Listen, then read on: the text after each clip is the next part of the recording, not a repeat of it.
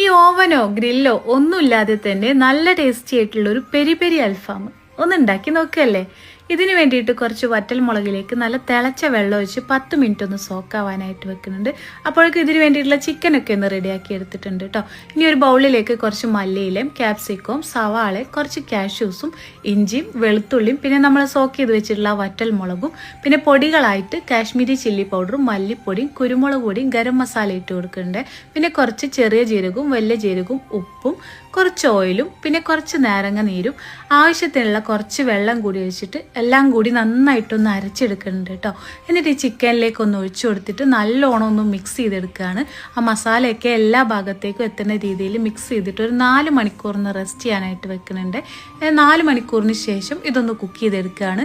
ഞാനിവിടെ ഒരു കുക്കറിൽ കുറച്ച് ഓയിൽ ഒഴിച്ചു കൊടുത്തിട്ട് ഈ ചിക്കൻ അതിൽ വെച്ചിട്ട് ഒരു വിസിൽ വരുന്നത് വരെ ഒന്ന് കുക്ക് ചെയ്യുന്നുണ്ട് കേട്ടോ. നമ്മൾ ഈ കുക്കറിൽ വെച്ചാൽ പെട്ടെന്ന് കുക്കായി